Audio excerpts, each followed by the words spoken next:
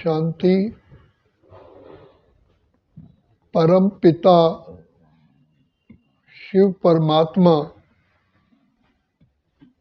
जो ज्ञान के, आनंद के, शांति के सागर है, भाग्य विधाता है, जो सारी सृष्टि के रचयिता है, पतित पावन है, बिगड़ी को बनाने वाले हैं, जो मुक्तेश्वर है, पाप कटेश्वर है, सदैदाता है, कल्याणकारी है, वही इस सृष्टि को, कलयुग सृष्टि को परिवर्तन करके सतयुग सृष्टि लाते हैं। ये कला, ये विद्या, ये गुण, ये शक्ति केवल एक शिव बाबा में ही है। अगर शिव बाबा इस सृष्टि पर ना आते तो ये कलयुग वाली सृष्टि कभी भी सतयुग बन ही नहीं सकती। दूसरी बात, आत्मा रूपी battery day by day discharge होती जा रही है।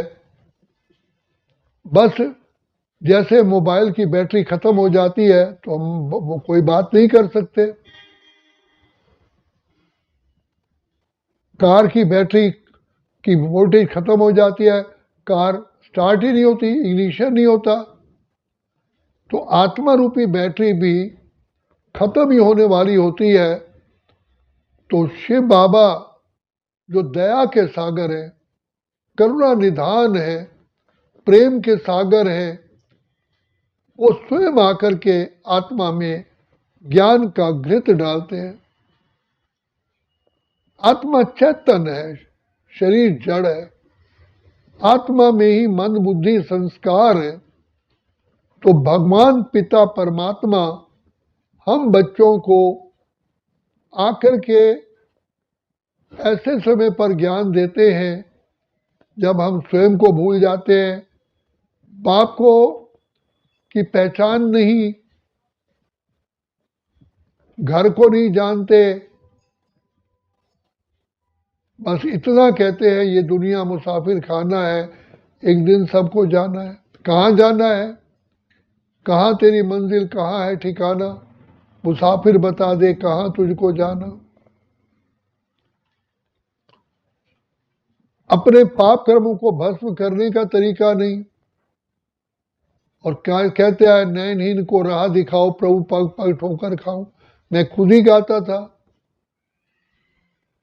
तो पिता परमात्मा जो प्राणों के प्राणेश्वर है, हमें प्राण दान देते हैं। बिल्कुल ही जैसे कोई मरने वाला हो, बस थोड़े से सांस बचे हों तो डॉक्टर उसको दवाई दे करके, इंजेक्शन दे करके उसको फिर लाइफ नॉर्मल बनाता है। तो वो कहता है मुझे आपने प्राण दान दे दिए। इसी प्रकार शिव बाबा आते ही हमें अनादि और आदि काल का बताते हैं कि बच्चे तुम ही तो आत्माएं, महान आत्माएं हो, मेरे बच्चे हो। बाबा बार बार कहते हैं सोचो तुम किसके बच्चे हो? बच्चे किसके बच्चे हो? क्या शेर का बच्चा गीदड़ होता है, हाथी होता है? तो शेर का बच्चा जब शेर है, तुम मुझे पिता कहते हो तो तुम भी मेरे समान थे। तुम ही सर्वगुण संपन्न, 16 कलश संपूर्ण निर्विकारी थे, और अनादि काल में शांत स्वरूप, प्रेम स्वरूप, आनंद स्वरूप, सुख स्वरूप थे। तभी तो आज आपको मानसिक शांति चाहिए, सुख चाहिए, खुशी चाहिए, आनंद चाहिए। तो ये हमारा निज संस्कार है। तो बाबा ने बताया कि तुम गोल्डन स्टेज में थे, फिर धीरे धीरे जैसे बच्चा पैदा होता है तो धीरे धीरे ही बूढ़ा होता है। प्रातः काल धीरे धीरे समय टिक टिक करते हुए घोर रात्रि आ जाती है। तो इसी प्रकार तुम आत्माएं सतो प्रधान, फिर सतो रजो प्रधान, तमो प्रधान हो जाती हो। तब मैं आकर के तुम बच्चों को बताता हूं, यही भारत भूमि, हीरे जोरात के महल थे, शेर गाय घाट पानी पीते थे, दूध की नदियां बहती थी, ये भारत राम राज्य था, पहले लक्ष्मी नारायण का राज्य था, फिर राम सीता का राज्य था। आधा कल्प सत्ययुग त्रेता एक भी पतित आत्मा नहीं थी, और कलयुग के अंत में एक भी पावन आत्मा नहीं है। टोटली कांटों का जंगल, नरक, भ्रष्टाचारी दुनिया बन चुकी है। ऐसे समय पर बाप ने आकर के हमको सहज राज योग सिखाया, बच्चे मैं तुम्हारा पिता हूं और मुझ पिता को प्यार से याद करो, तो जिससे कि आत्माएं सतो प्रधान बन जाती हैं, सारे पाप भस्म हो जाते हैं। तो बाबा ने, परमात्मा ने कितनी सहज हमें विधि बताई, और भगवान परमात्मा खुद आकर के हमको अपनी पहचान देते हैं। गीता में कहा है भगवान ने, अर्जुन तेरी भी पहचान मैं ही देता हूं। मैं कौन हूं? अपनी पहचान ही मैं स्वयं देता हूं, इसलिए मुझे स्वयंभू कहते हैं। मैं खुद प्रकट होता हूं, मेरी पहचान कौन दे सकता है? बाप की पहचान कौन देगा जब तक के बाप खुद ना दे? तो परम पिता परमात्मा पिता ने हम पर कितना उपकार किया है, जो हमारा थर्ड आई ऑफ विजडम, बुद्धि का नेत्र खोल दिया। हम तो थे उलझन में, मार्ग दिखाया आपने, पिंजरे के पंछी को दिया आकाश आपने। हम हर समय दुखी अशांत दुख में रोते रहते थे, राह नजर ही नहीं आती थी। तो बाबा ने आकर के हमारा बुद्धि का योग अपने साथ जोड़ करके हमें अतीन्द्रिय सुख दिया, खुशियां दे रहे हैं। जितना हम बाबा को प्यार से याद करते हैं, जैसे बच्चे को माँ फीडिंग करती है, दूध पिलाती है, तो बच्चे की हेल्थ बनती है, ऐसे ही शिव बाबा हमें रोज ज्ञान की फीडिंग करते हैं, ज्ञान अमृत हमें देते हैं, जिससे आत्मा में जान आ जाती है, आत्मा को जीवन जीने की कला आ जाती है। मनुष्य तो जानवर से भी बदतर हो गए हैं। तो भगवान आकर के दानव को मानव, मानव को देव बनाने के लिए कितना सहज तरीके से बताते हैं। बाकी किसी का गला काटने से कोई पावन नहीं बन सकता। तो भगवान आकर के कोई हिंसक युद्ध नहीं कराते, अहिंसक युद्ध हमें राज योग, कर्म योग, सहज योग, ज्ञान योग, बुद्धि योग, निरंतर योग सिखाते। अपने बाप को याद करना क्या डिफिकल्ट है? याद ही करना है, बाप के नाम का बार बार सिमरन तो करना नहीं है। तो शिव बाबा ने जो हमें तरीका बताया, हमने उसको तरीके को अपनाया, तो हम खुद फील कर रहे हैं हमारे चरित्र में उत्थान हो रहा है।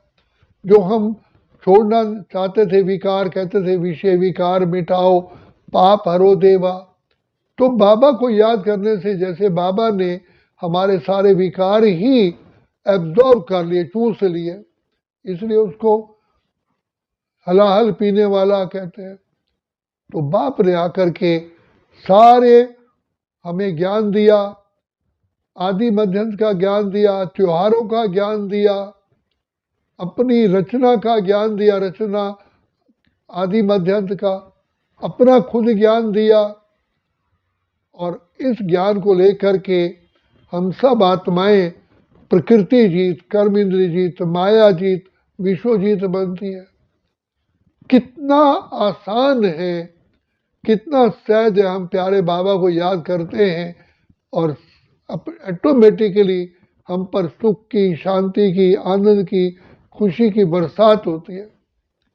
एक साइंटिस्ट को कहा गया कि भाई आप ऐसे योग लगाओ, कहा मैं तो नहीं मानता, लेकिन हाँ मैं इनकार भी नहीं करता। उसने इसी विधि को अपनाया, वो भी आनंद की लहरों में लहराने लगा। हमारे पास डायरेक्टर जनरल मेट्रोलॉजिकल डिपार्टमेंट के डॉक्टर एल.एस. माथुर, लक्ष्मी साहब माथुर आते थे 1964 में। उन्होंने कहा कि मैं तो नहीं मानता हूँ, लेकिन जो उसने कहा अच्छा मैं आपका कहना मान के इसको अप्लाई करता हूँ, क्योंकि साइंटिस्ट तो रिसर्च करते हैं। उसने अप्लाई किया तो उसको आनंद शांति, उसे समझाया कैसे एक आयरन रॉड को हम एक तरफ मैग्नेट घुमाते हैं तो वो आयरन ही मैग्नेट बन जाता है। ये बुद्धि के सेल्स जो इधर उधर हो गए हैं, जो ब्रेन हमारा काम नहीं करता, शिव बाबा को याद करने से ब्रेन के सेल्स एक तरफ हो जाते हैं, जिसमें ब्रेन के अंदर सारी शक्तियाँ प्रकट हो जाती हैं। और ब्रेन की शक्ति प्रकट होने से ऑटोमेटिकली देह पर उसका इफेक्ट होता है और देह भी निरोगी काया बन जाती है। तो बाप ने, पिता परमात्मा ने हमको ऐसा योग सिखाया जिससे हम तो आत्माएं पावन बनते ही हैं, लेकिन इसके साथ साथ हमारे सारे प्रकंपन से, वाइब्रेशन से सारा विश्व ही पावन बन जाता है, प्रकृति पावन बन जाती है। ये जल, वायु, धरती, आकाश, अग्नि सब पावन हो जाते हैं और भविष्य में हमको इनके द्वारा ही सुख मिलता है। सबसे पहले दुख देने वाला हमारा शरीर है, ये भी 5 तत्वों का बना हुआ है। तो पिता परमात्मा ने हमको ऐसा योग सिखाया, सबसे पहले हमारा शरीर ठीक हो जाता है, फिर बाहर प्रकृति ठीक होती है, फिर अनेक आत्माओं पर हमारे चरित्र का, हमारे विचारों का वाइब्रेशन जाते हैं, उनके भी बुद्धि के ताले खुल जाते हैं।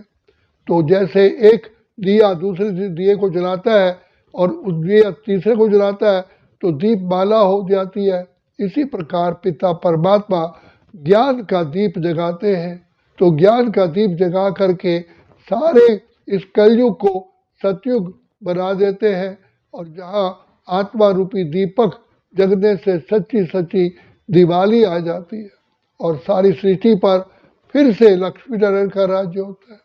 तो ये शिक्षा इसी समय ही मिलती है और उसके पश्चात तो ये शिक्षा गुम हो जाती है, क्योंकि शिक्षा लेने वाले सतयुग में पहुंच गए और सतयुग के बाद तो ये ज्ञान की जरूरत ही नहीं रहती, फिर ये ज्ञान प्रलोप हो जाता है। बाप को फिर आकर के ये ज्ञान देना पड़ता है। यही सृष्टि काल चक्र का नियम है। भगवान खुद आकर के थर्ड आई ऑफ विजडम हमें देते हैं और पावन बनाते हैं और बना रहे हैं। इसलिए पिता परमात्मा ही केवल हमारे सतगुरु है।